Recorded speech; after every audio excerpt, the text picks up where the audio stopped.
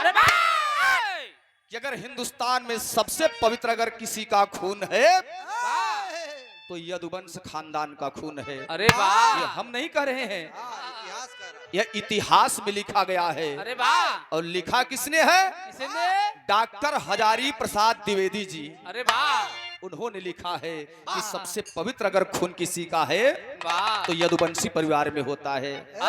तो यही से 4 लाइन भूमिका के भाव लगल बेटा।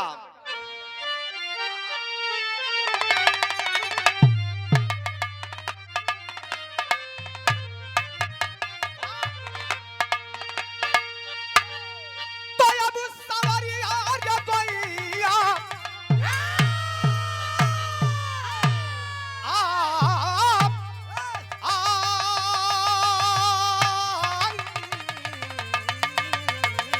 ओ राम।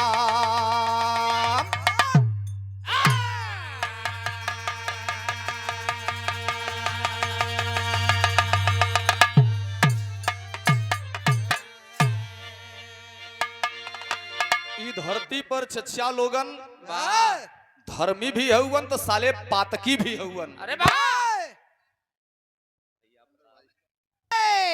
वीरन के बदे, वाह पानीदार मर्दन के बदे 4 लाइन इतिहास में लिखल गेल का। वाह तो पलिया की माटी में खाटी बगावत, अरे पलिया की माटी में खाटी बगावत, नहीं शान सहने की आदत पुरानी। गौरा में लोरिक थे, बोहा में संवरू,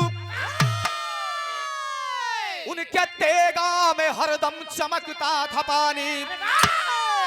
ऐसे वीरों की रोहू की रंगावली, अरे उनके सजदे में करती इबादत सदा। माँ के सच्चे सपूतों को श्रद्धांजलि, उनके सजदे में करती बगावती सदा।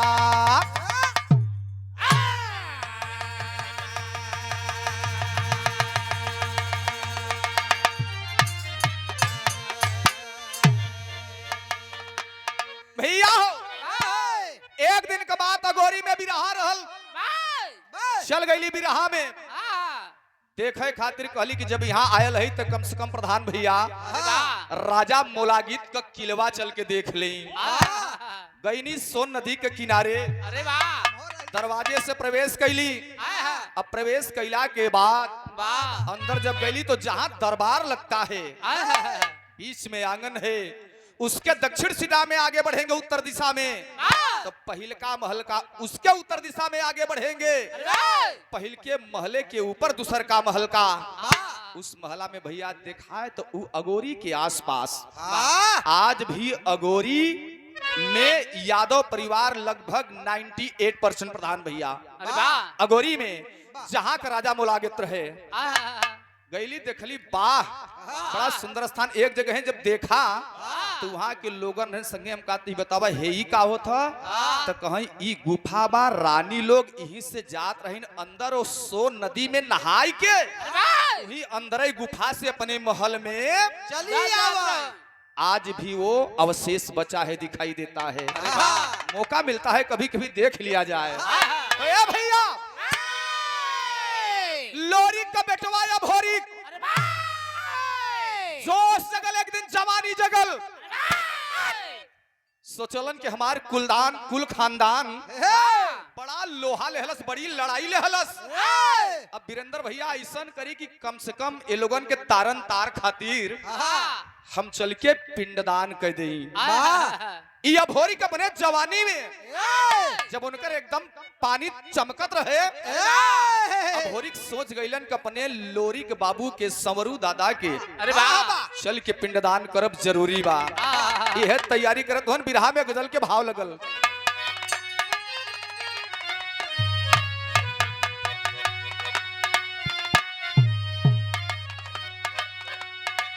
यह गजल बाकी अरे दिल से दिल का,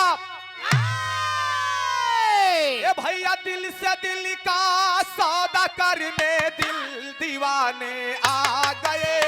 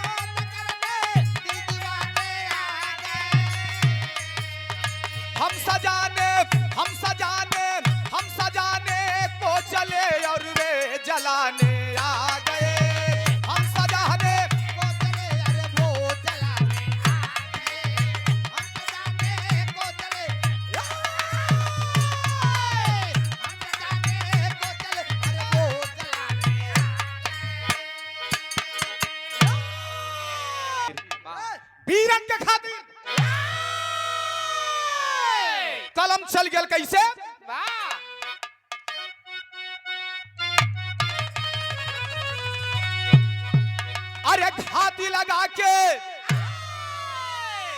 दुश्मन मिलई सवेरे मगर मतलबी यार न मिले कांटा मिलई बबुर का मगर बईर का झाड़ न मिले दुश्मन मिले तब पानीदार मिले गद्दार न मिले हाँ गद्दार सारे बड़ी खतरनाक हाँ, ये साले एकदम चढ़ी जवानी धोखा देते हैं या हो कहल गल कैसे अरे घाता लगा के वार जो करता अरे घाता लगा के वार जो करता ये मर्दों की बात नहीं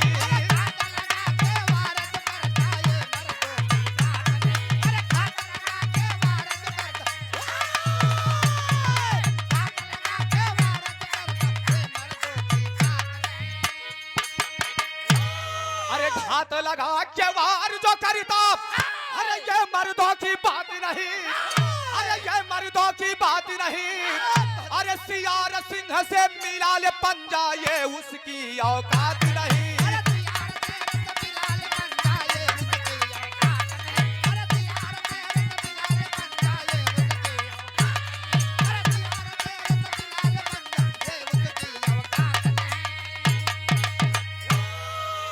और वीरताए परिवार का पिंडदान करे चलो सारी व्यवस्था संपन्न हो गई तैयारी बा कि पिंडदान करे बदे सारा संस्कार कैसे शुरुआत हुई कैसे शुभारंभ हुई अरे वाह जब तैयारी होए लगल सबके प्रणाम कैलन आ जाकर के माई मजरी के पास कहलन कि माई मजरी के पाछू के प्रणाम कैले एक बाद वहां से हम प्रस्थान कर दे अरे वाह संस्कार और कर्म करे खातिर जब वहां गईले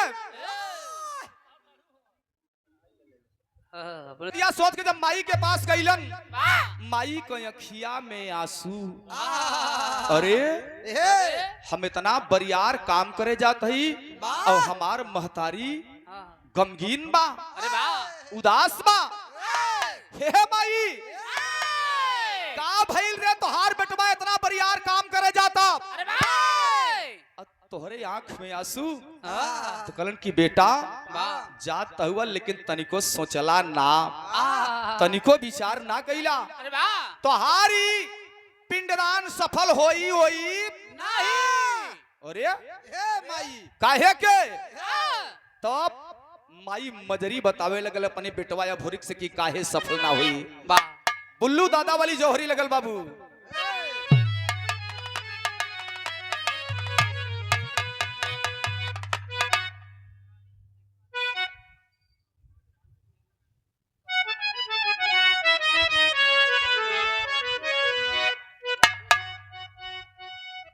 सम्मानित शैलेंद्र यादव बबरी बोझ दुर्गागंज से हमरे बड़का भैया की ओर से सादर एक से एक अरे सुनकर मजरी के मन में छाई गम भरी उदासी नभमंडल निरख रही थी सवरू दर्शन को प्यासी अरे दिग सजल देख मजरी का बेटा भोरिक है बोला कारण क्या मुझे बताओ सीने में जलता सोला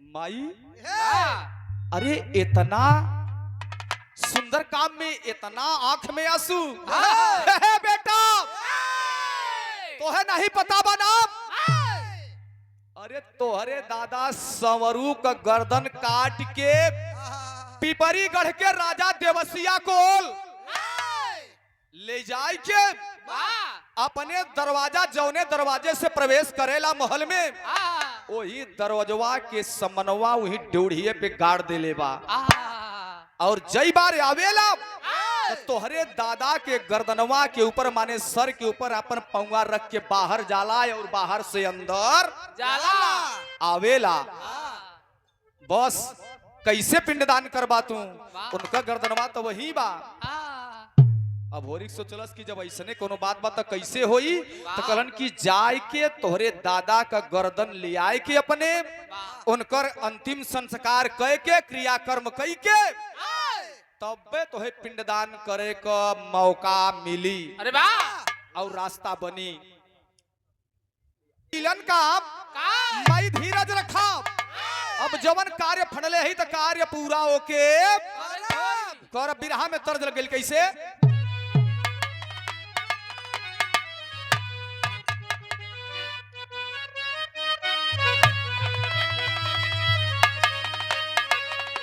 यह तर्जबा की अरे ठाड़ गोरी गंगा हिलो रे,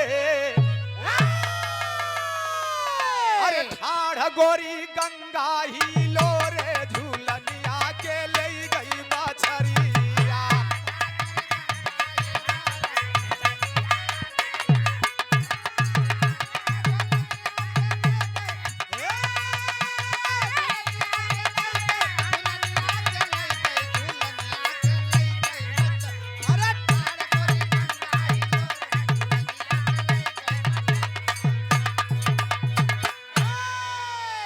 लेकिन बाबू हो गौरा का लड़का वाह नौजवान खून बा, जवानी चहकल बा, वो अब होरिक लड़का कैलस का। अरे गौरा का बाका जवनवा, अरे गौरा का बाका जवनवा, चलल पिपरी धारा में ना।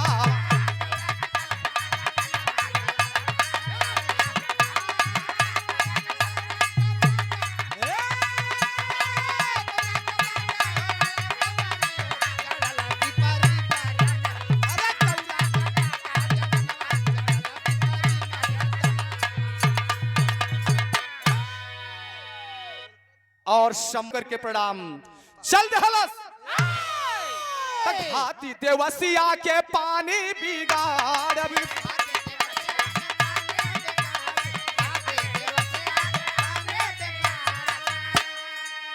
अरे गर्दन के बदले हम गर्दन उतारब।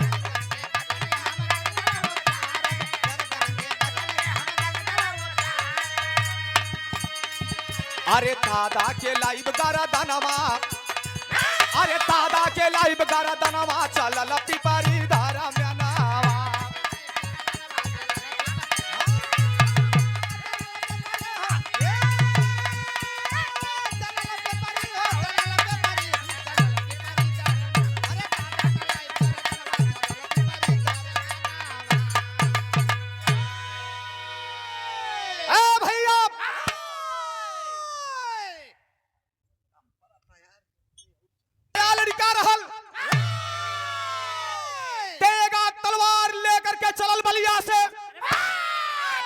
पहुंच गए भैया पिपरीगढ़ में, खेमा गाड़ देहलस और संदेश भिजवा देवल गल कि कल सुबेरे जो ही सूर्योदय होगा देवसिया कोल से आमना सामना होना चाहिए। बाती गयल देवसिया कोल पढ़लस कलस की कवन माई अपने बेटवा के दूध पियौलस और अब कफन उड़ावे के तैयारी कैले बाप। उधावन कहलस की अभोरिक नाम बा, बलिया से आयल बा। अरे वाह कहलन की अच्छा वो है बलिया वाला जौने लड़का के दद्दा का गर्दनवा काट के अपने दुवरिया पर गड़ले हई। चलो ठीक बा, एक ठे अंदर गड़ले हई, अब इहू का गर्दनवा काट के एक ठे बोहरे गाड़ी का मौका मिल गयल। सुबह हुआ भैया हो, दिनकर दिवाकर ने अपनी आंखें खोली और जब आंख खुलल तेगा तलवार चमकल लगल। लड़ाई के बीच में दोनों भी आमने सामने, एक तरफ बलिया का बेटा अब होरी और एक तरफ देवसिया कोल पिपरीगढ़ का राजा, दोनों भी आमने सामने हो गईलन भैया हो। और जब भइलन तो बिरहा में तर्ज लगल बेटा का,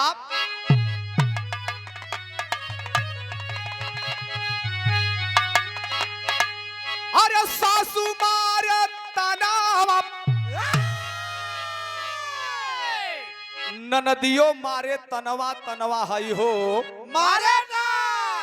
क्यों क्यों कहला हमरे आगे कई बिटिहनी तनवा हई हो मारेला। लड़कियों कहलन कि हमरे आगे कई बेटहना तनवा हई हो मारे ना।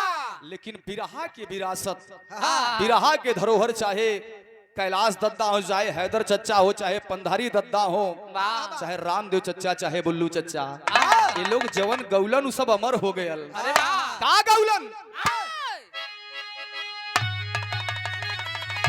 अरे हे हो या बेली तोहरे, अरे ये हो या बेली तोहरे, अरे खोई चावई में भेली तनी बाप ननिया दई, अरे तनी बाप ननिया, अरे हमके जनिहा जनी पुरनिया तनी बाप ननिया दई दा।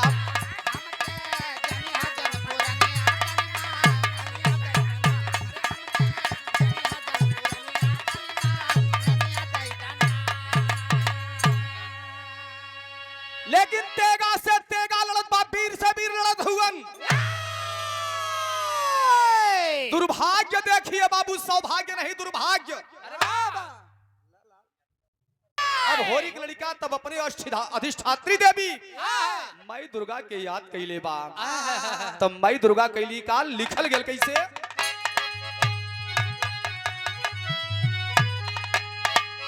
अरे भक्त के करानावा दुर्गा,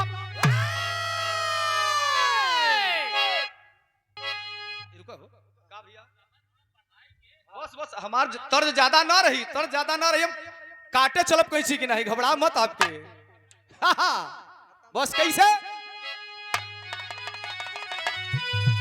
अरे भक्त क्या करानावा दुर्गा, अरे तेहाली दार सनावा हो मनवा नाही, अरे मनवा अरे अइली भोरी के समनवा हो मनवा नाही माने,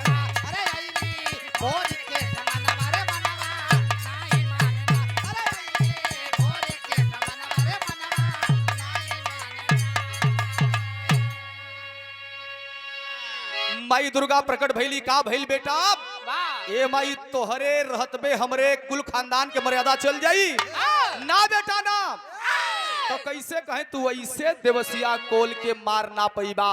अरे बेटा, अरे जब दादा संवरू नहीं हराए पौलन, तब तू कैसे हराए पैबा, अरे वाह। तब कैसे हराए पैबा, तब कैसे का व्यवस्था होई। वाह। तो कहें कि धोखे से जाए के होई, पहले जवन तोहे करे के बा ओके कही के आवा। कहीं कैसे कहें तोहे पिंडदान करे के बा, हाँ तो जा करके अपने दादा का गर्दन पहले कौनो न कौनो ये न के न प्रकारेण लइके आवा। अरे वाह। पहले अपन पूजा पाठ संपन्न करा, एकरे बाद लड़ाई लोहा लिहा। ए माई भगवती, तो कैसे हमार दादा का गर्दन मिली, अब कौने स्थल पर गड़ल बा हमें कैसे बता। तब माई दुर्गा अपने भक्त की बेटवा के एक ठे सारंगी देहली की हाई ले ला, और सारंगी लेके जा, और जहां जइहा सारंगी बजत रही, और जहां सारंगी से आवाज आनी बंद हो जाएगी वहीं तुम्हारे दादा की गर्दन गड़ी है। अरे वाह। अच्छा ले ले हलन सारंगी। तो भयल का सादर 101 रुपए का आशीर्वाद हमारे अनुज, हमारे भ्राता श्री दीप नारायण यादव रैयापुर कोयरौना की ऐतिहासिक सरजमी से सादर पुरस्कार दिया गया। भैया के पांव छू करके प्रणाम। कहल बा बेटा कैसे?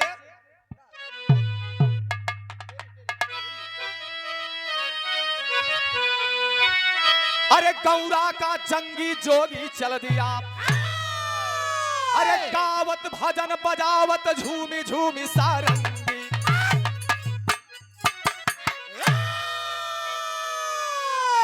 माई का अमानत लेके भैया हो अब होरी चल देहलस, खेमा से निकलल अकेले, गेरुआ वसंत तन पर बा, सरंगी गले में बा, अल्ले के चलल पिपरी गढ़ की ओर। जब पिपरी गढ़ की ओर चलल तो एक दिन गावे लगल, बजावे लगल। दूसर के दिन देवसिया कोल के पास खबर गल कि एक ठे जोगी आयल बा, बड़ी सुंदर भजन गावत बा बजावत बा। देवसिया कोल बोलवाए हलस कि घंटा 2 घंटा तनी सा भजन भाव सुनल जाई। अब देवसिया कोल के महल में अब होरिक जोगी के भेष में चले गए, और जा करके भैया हो लगलन भजन गावे और सारंगी बजावे। अब होरी का उद्देश्य दूसरा था, और देवसिया कोल का उद्देश्य था भजन सुनना, अरे वाह लेकिन भजन होत बा सरंगी बजत बा। यही में एक लाइन तनी सा खाटी गीत लगल का,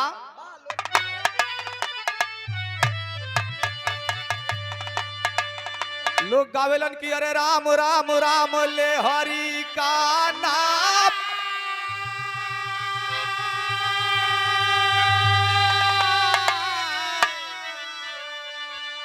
तो अरे भोरी का आई रे गईल है,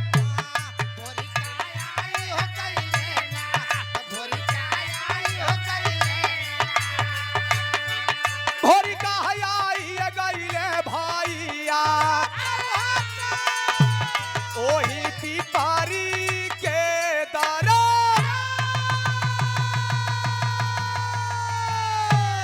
झूमी झूमी गावई लगल है,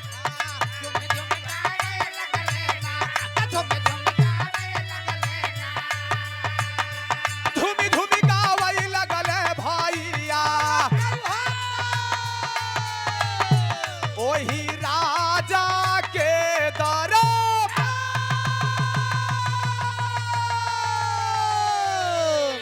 अब आरबी भैया कहा कुल गवाता, चनैनी दो टुकी लोरकी चारपैया चौटुकी, और अब तो झुलनिया कजरबा टिकुलिया में सब रुझायल हुआ है भैया। बजत बा सरंगी, लेकिन तब तक अचानक घटना घटल का भी राह में तर्ज लग गया भैया। वाह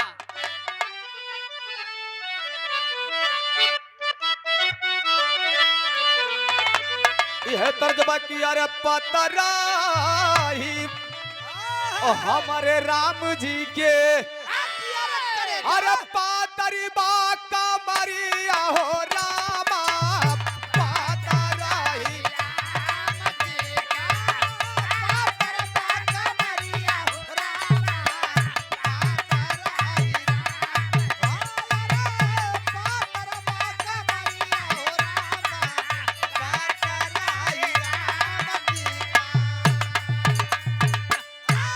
अरे नन हवाई सब टूटल या बले, अरे टूटल ना का मरिया हो रामा पातराही राम जी के, पातरी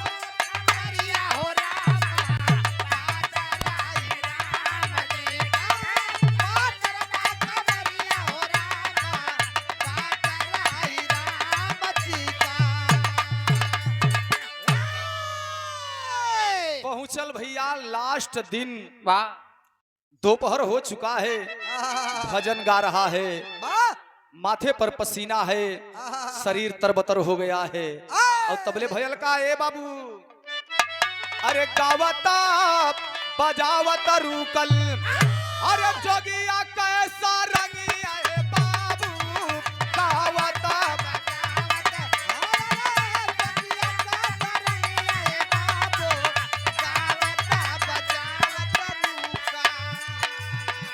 अरे बाजना सरंगी तोड़े के तनोया पन यंगिया ये बाबू,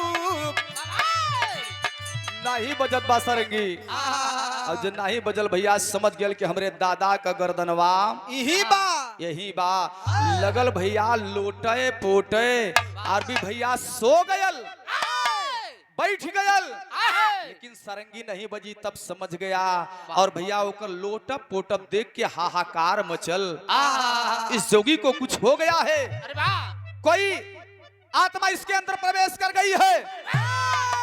लोग सोच के हाहाकार मचा, लोग भागने लगे, और वही समय मौका मिलल भैया, जहां सरंगी की आवाज बंद हुई थी वहीं थोड़े से खोदने के बाद, गड्ढा करने के बाद देखता है तो सर माने ब्रह्मांड का बचा हुआ कंकाल दिखाई दे रहा है।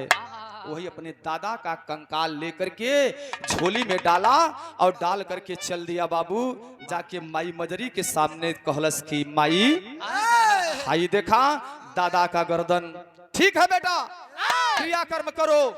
और क्रियाकर्म कह के खातिर जब तैयारी भइलन, जब तैयार भइलन तो कहलन कि अब जाओ आप पिंडदान करके काशी से चले आओ। तो आल्हा के बाद में लिखे के पड़ गेल कैसे,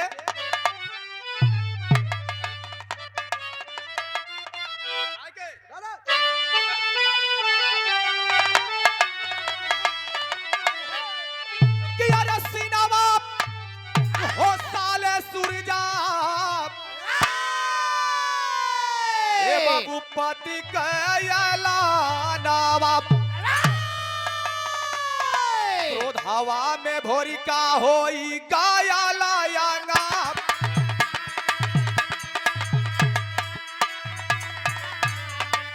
क्रोध हवा में भोरी का होई गाया लायांगा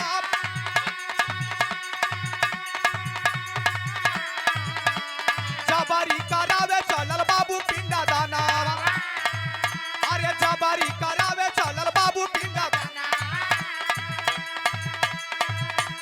संघवा में भीड़ बाबू टूटी बारिया संघवा में भीड़ बाबू जुटल बारिया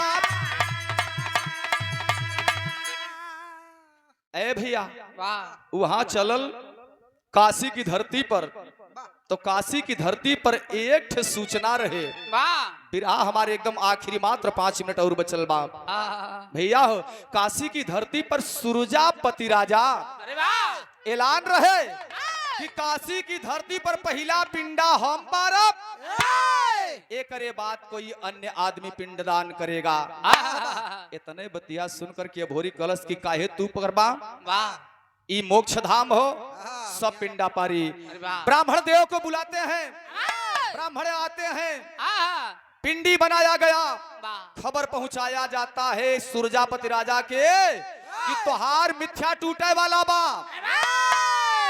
कोई अभोरी की लड़का पिंडदान करे जात बा अरे वाह सुरजापति राजा आया और सरबर हुआ बाबू युद्ध छिड़ गया अभोरी की लड़का राजा सुरजापति के मार के पहला पिंडदान कह के और लेके आयल है भैया अपने माई के सामने माई तोहरे कुल खानदान के खातिर पिंड का तारन तार के देहली श्री दान बहादुर यादव हमारे नेता भैया की ओर से हमारे गार्जियन भैया की ओर से 100 रुपए का सम्मान भैया के पांव छू करके प्रणाम करीला सब भैया लोगन के प्रणाम माई का पांव छू करके आशीर्वाद मांगबा बिरहा में आखिरी लाइन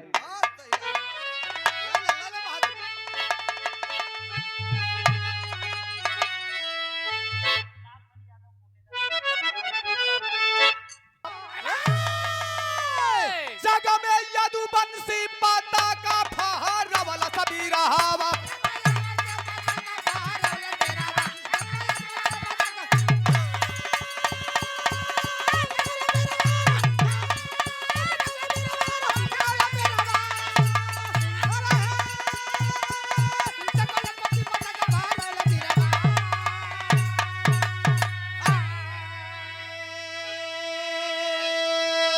बेटा वही लायक है जो अपने पूर्वजों के लिए वाह अपने समाज के लिए अपने खानदान के लिए जो मर जाए मिट जाए सम्मान को बचा ले वाह उससे बढ़कर के लायक कोई नहीं है इस धरती पर तो कहना है क्या स्वर्ग गए गुरु राम मूर्ति जी लगा गए फुलवारी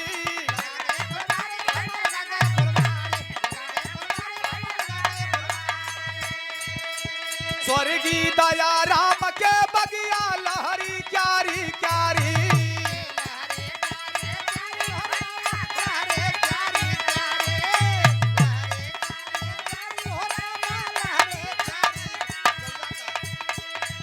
गौरा का जंगी जोगी चल दिया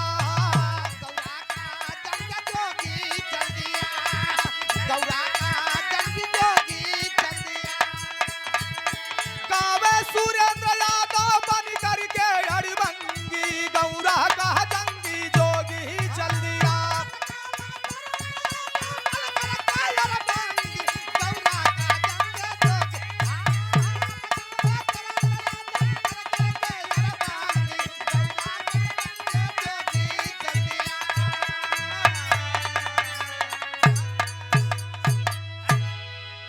दिल से बहुत बहुत स्वागत बहुत बहुत अभिनंदन